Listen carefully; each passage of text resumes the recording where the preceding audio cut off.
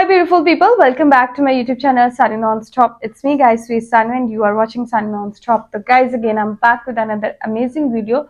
यार आज मैं चुटकी नहीं बजी तो guys again I am back with another amazing video. और आज की जो हमारी वीडियो है उसका जो है वो टॉपिक काफी ज्यादा जो है वो हॉट टॉपिक है, ठीक है। बहुत ज्यादा लोग जो है उसके बारे में, इजराइल और पैलेस्टीन की वॉर के बारे में जो है वो बात कर रहे हैं। और ये है कि ध्रुव राठे ने जो है वो बहुत अच्छे से इस चीज को एक्सप्लेन किया है, हिस्टोरिकली भी और कुछ फैक्ट्स को लेकर और बैकग्राउंड के फैक्ट्स को लेकर और हर चीज को जो है वो बहुत अच्छे से एक्सप्लेन किया। तो इसकी वीडियो की बहुत ज्यादा मुझे रिक्वेस्ट आ रही थी कि आप जो है ना बीइंग पाकिस्तानी इसके ऊपर किस तरह से आप रिएक्ट करती हैं। तो बीइंग पाकिस्तानी जो है मैं अपना ऑनेस्ट रिव्यू और रिएक्ट जो है इस वीडियो के ऊपर करने वाली हूँ। लेकिन उससे पहले गाइज अगर आप लोग ने मेरे चैनल पर अगर अभी तक आप लोगों ने मेरे चैनल को सब्सक्राइब नहीं कर रखा तो पहले फटाफट से जल्दी चैनल को कर दीजिएगा सब्सक्राइब, वीडियो कर दीजिएगा लाइक शेयर, आपकी बहुत मेहरबानी होगी। और आप लोग कमेंट बॉक्स के अंदर अपनी राय भी शेयर कर सकते हैं कि आप पैलेस्टाइन को सपोर्ट कर रहे हैं या इजराइल को सपोर्ट कर रहे हैं। लेकिन मैं आप लोगों को बताऊंगी लास्ट पे कि मैं किसको सपोर्ट कर रही हूँ। तो चलिए guys let's jump into the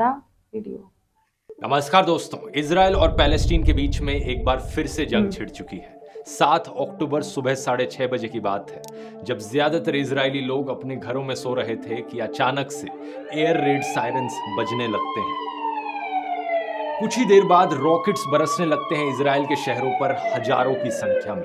Israeli defence forces estimate करती हैं 2200 रॉकेट्स फायर किए गए। हमास ग्रुप कहता है कि 5000 रॉकेट्स फायर किए गए। अब आमतौर पर इजराइल के पास एक आयरन डोम सिस्टम है। ये दुनिया के one of the best air defence systems में से है। जब भी रॉकेट्स की इस तरीके से बरसात होती है, ये लेटेस्ट मिलिट्री टेक्नोलॉजी का इस्तेमाल करके उन रॉकेट्स को इंटरसेप्ट करता है और हवा में ही डिस्ट्रॉय कर देता है, इजराइल देश को प्रोटेक्टेड रखने के लिए। लेकिन यहाँ पर 5000 रॉकेट्स फायर किए गए 20 मिनट के अंदर अंदर। ये आयरन डोम सिस्टम भी फेल रहा। हजारों की संख्या में इजराइल में लोग मारे गए और जख्मी हुए इन अटैक्स के चलते। ये सरप्राइज अटैक पिछले कई दशकों में सबसे बड़ा हमला है जो इजराइल पैलेस्टीन कॉन्फ्लिक्ट में देखा गया है। और ये याद दिलाता है योम किपुर वॉर की। आज से ठीक 50 साल पहले अक्टूबर 1973 में इजिप्ट और सीरिया ने इसी तरीके से एक सरप्राइज अटैक किया था इजराइल के ऊपर। उसके बाद एक वॉर छिड़ गई थी जिसे योम किपुर वॉर बुलाया जाता है। और अभी का ये हमला भी किसी फुल स्केल वॉर से कम नहीं है। हमास ने रॉकेट्स के अलावा एक मल्टी प्रोंग्ड अटैक किया है जमीन से, समुद्र से और हवा से। इजराइल गाजा बॉर्डर पर मौजूद जो बाउंड्री वॉल लगी थी उसे तोड़ गिरा दिया गया एक बुलडोजर के द्वारा। कई पैलेस्टीनियंस इजरायली टेरिटरी के अंदर घुसते हुए दिखे, कई मोटरसाइकिल्स पर, कुछ मोटर पावर्ड हैंग ग्लाइडर्स के जरिए हवा के थ्रू इजराइल में घुसे। इसके अलावा समुद्र में स्पीड बोट्स के जरिए भी हमास के लोगों ने इजराइल पर हमला बोला।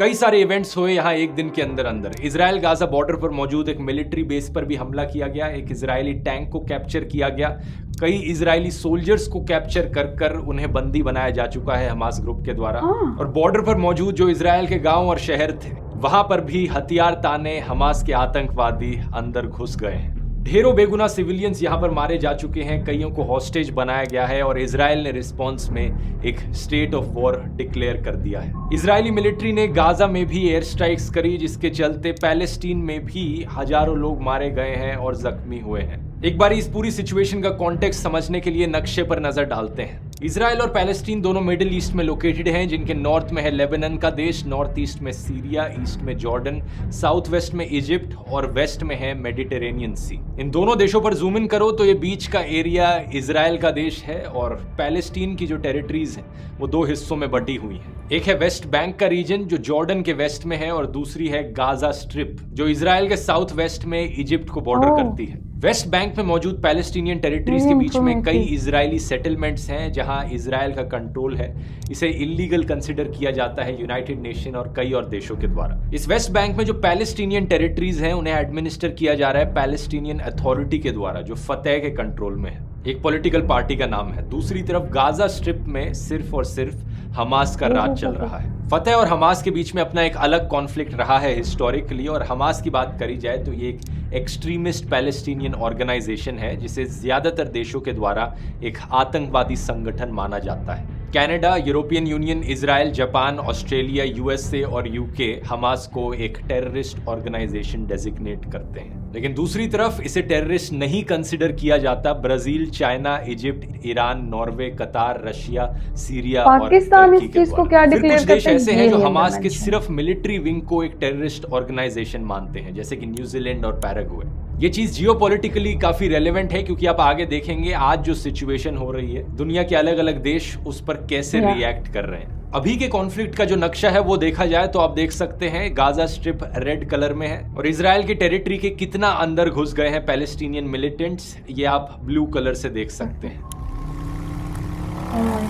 हमास के मिलिट्री कमांडर मोहम्मद अल दिफ ने इस पूरे हमले को ऑपरेशन अल अक्सा फ्लड का नाम दिया और कहा कि हमास ये इसलिए कर रहा है क्योंकि इजराइल ने पैलेस्टीनियंस के ऊपर अत्याचार किया। स्पेसिफिकली ये रिस्पॉन्स है अल अक्सा मस्जिद में जो हुआ था उसका। अगर आप जानना चाहते हैं जेरूसलम में मौजूद इस अल अक्सा मस्जिद में क्या इशू उठा था तो उसकी बात मैंने 2 साल पुराने इस वीडियो में करी थी। इसका लिंक नीचे डिस्क्रिप्शन में डाल दूंगा, जाकर देख सकते हैं। जितने भी इंडियन नेशनल्स इस वक्त इजराइल में मौजूद हैं उन लोगों के लिए इस वक्त इजराइल की इंडियन एम्बेसी ने एक एडवाइजरी दी है जो आप स्क्रीन पर देख सकते हैं। इमरजेंसी के सिचुएशन में आप इस नंबर पर कॉल कर सकते हैं या फिर एक ईमेल डाल सकते हैं दी गई ईमेल पर। इजराइल ने रिस्पांस में अपना जो हमला लॉन्च किया उसे ऑपरेशन आयरन स्वॉर्ड्स का नाम दिया गया। इजरायली डिफेंस फोर्सेस, जिन्हें IDF शॉर्ट में कहा जाता है, इन्होंने अपनी नेवी, एयरफोर्स और ग्राउंड फोर्सेस सबको तैनात किया है। साथ ही साथ इन्होंने गाजा में ड्रोन स्ट्राइक्स भी लॉन्च करी। इजराइल के एनर्जी मिनिस्टर ने एक ऑर्डर साइन किया कि गाजा में बिजली की सप्लाई काट दी जाए। काफी हद तक ये बिजली इजराइल के थ्रू सप्लाई की जाती है गाजा में। इजराइल के प्राइम मिनिस्टर बेनियामिन नेतन्याहू ने एक टेलीविजन एड्रेस में कहा, Citizens of Israel, we are at war. אזרחי ישראל, אנחנו במלחמה, לא במבצע, לא בסבבים, במלחמה. इन्होंने कहा कि दुश्मन को एक अनप्रेसिडेंटेड प्राइस पे करना पड़ेगा। डिफेंस मिनिस्टर की स्टेटमेंट थी कि हमास ने एक बहुत बड़ी गलती करी है और इजराइल इस जंग को जीतेगा। एक बड़ा टॉकिंग पॉइंट अभी के इस कॉन्फ्लिक्ट में ये रहा है कि कैसे मोसाद, दुनिया भर में फेमस इजराइल की इंटेलिजेंस एजेंसी, फेल रही इस हमले को इंटरसेप्ट करने में।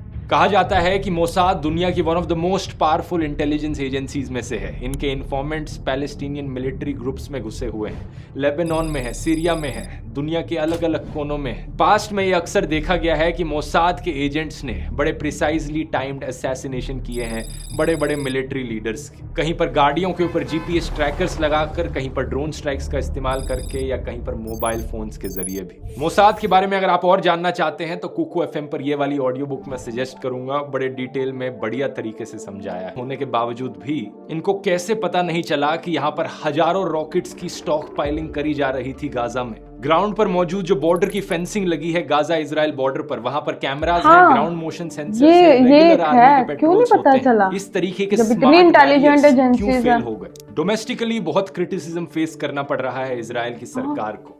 फॉर्मर इजराइल के जो नेवी के हेड थे, उन्होंने इजरायली टीवी चैनल 12 को कहा कि ये सरकार का एक बहुत बड़ा फेलियर है। पूरा इजराइल पूछ रहा है कहाँ है IDF, कहाँ है पुलिस और कहाँ है सिक्योरिटी। उसने BBC को बताया कि एक मेजर इन्वेस्टिगेशन ऑलरेडी शुरू हो चुकी है इस इंटेलिजेंस फेलियर को लेकर। द टाइम्स ऑफ इजराइल में छपी इस खबर को भी देखिए, जिसके अनुसार इजिप्ट के इंटेलिजेंस ऑफिशियल्स ने बार बार इजराइल को वार्निंग दी थी कि कुछ बड़ा होने वाला है और एलिजिडली उन वार्निंग्स को इग्नोर किया गया। दूसरी तरफ इंटरनेशनल रिएक्शंस की बात करें तो अमेरिकन प्रेसिडेंट जो बाइडेन ने इस अटैक को कंडेम किया और कहा वार्निंग दी गई थी बट दे अनवेवरिंग सपोर्ट दिखाते हैं इजराइल के फेवर में। यूरोपियन यूनियन के फॉरेन पॉलिसी चीफ का भी यही कहना था कि वो स्ट्रांगली कंडेम करते हैं इस अटैक को और कहते हैं इंटरनेशनल लॉ के हिसाब से इजराइल के पास खुद को डिफेंड करने का राइट है।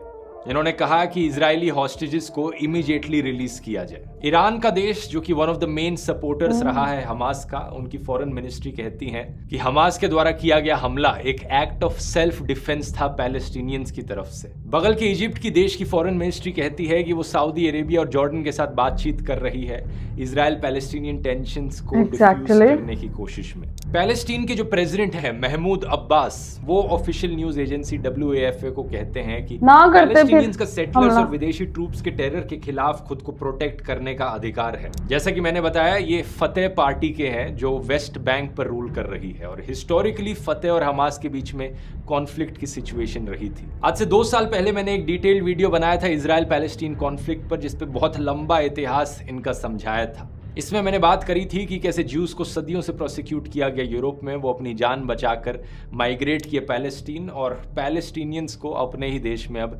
रेफ्यूजीज बना दिया गया है। तो पैलेस्टीन की जो कॉज है वो ऑब्वियसली सपोर्ट डिजर्व करती है यहाँ पर, लेकिन आतंकवादियों को समर्थन देकर नहीं। हमारी इंडियन सरकार का भी स्टांस यही रहा है हिस्टोरिकली।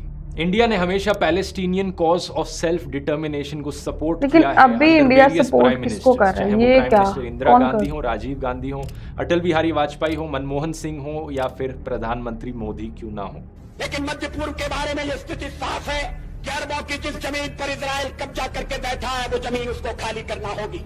प्रधानमंत्री मोदी तो एक्चुअली में पहले इंडियन प्राइम मिनिस्टर रहे हैं पैलेस्टीन को विजिट करने वाले। अब जो प्रधानमंत्री मोदी की तरफ से स्टेटमेंट आई है वो शॉक एक्सप्रेस करते हुए आई है आतंकवादी हमलों को लेकर, और वो सॉलिडारिटी एक्सप्रेस करते हैं इंडिया भी जो है वो और इजराइल के साथ है, उनको स्टैंड, उनके लिए स्टैंड वाली बात नहीं है, क्योंकि हमास जो यहाँ कर रहा है आज वो सिर्फ और सिर्फ आतंक है। बहुत सी डिस्टर्बिंग वीडियोस आई हैं सामने जहां पर हमास के आतंकवादियों ने औरतों और सिविलियंस के साथ इस तरीके से बर्ताव किया कि इसको वीडियो में बताया भी नहीं जा सकता। ये बहुत शर्मनाक बात है कि कुछ लोग इन लोगों को फ्रीडम फाइटर्स की तरह देखते हैं। ये बात सच है कि पैलेस्टीन में आम लोगों के साथ ज्यादती हुई है, लेकिन इजराइल के आम लोगों को मारना, ऐसे टेररिज्म को जस्टिफाई कभी नहीं किया जा सकता। पिछले एक वीडियो मैंने एक चीज कही थी जो मैं दोबारा दोहराना चाहूंगा। हमास एक डेजिग्नेटेड आतंकवादी ऑर्गेनाइजेशन है और इजराइल एक पावरफुल देश है एक प्रॉपर डेमोक्रेटिक सरकार के साथ। इसलिए इजराइल को अपनी पावर का रिस्पॉन्सिबल तरीके से यूज करना चाहिए।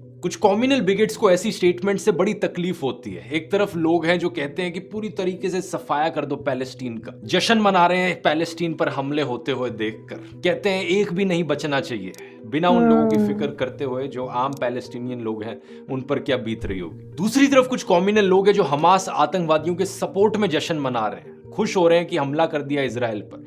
ये लोग चाहते हैं कि इजराइल का पूरी तरीके से सफाया हो जाए, इजराइल देश एग्जिस्ट ही नहीं करना चाहिए। जब आप ऐसे कमेंट्स को सोशल मीडिया पर देखें तो याद रखिए कि आप एक इंसान हैं, कोई खून के प्यासे वैम्पायर नहीं है। दूर बैठकर बड़ा आसान है वॉर मॉन्गरिंग करना, लेकिन सोचकर देखिए अगर आप वहां पर होते जहां ये वॉर छिड़ रही है, सोचकर देखिए आम इजरायली और आम पैलेस्टीनियन परिवारों पर क्या बीत रही होगी। रोजमर्रा की जिंदगी पूरी तरीके से थम जाना और इस डर में जीना कि कब कौन सा रॉकेट आकर आपकी बिल्डिंग पर गिर जाए। इजराइल भी इस चीज को दर्शाने की कोशिश कर रहा है कि वो कितने रिस्पॉन्सिबल तरीके से अपना काउंटर ऑफेंसिव कर रहा है। अभी एक 14 मंजिले पैलेस्टीन की इमारत पर एयर स्ट्राइक करी गई, लेकिन एयर स्ट्राइक करने से पहले 10 मिनट की वार्निंग दी थी इजराइल ने, जिस बिल्डिंग में रहने वाले लोग इवैक्यूएट करके छोड़ दे बिल्डिंग, क्योंकि इस पर एक बम गिरने वाला है। ऐसी वार्निंग्स पहले भी देखी गई हैं, जैसे कि फातिमा बशीर के परिवार को वार्निंग दी गई इजरायली एयर स्ट्राइक से पहले इस साल मई में, या फिर अगस्त 2022 गाजन्स को 15 मिनट की वार्निंग मिली इजरायली एयर स्ट्राइक से पहले। हालांकि इजराइल ये कहता जरूर है, लेकिन सच्चाई ये भी है कि इजराइल की एयर स्ट्राइक्स में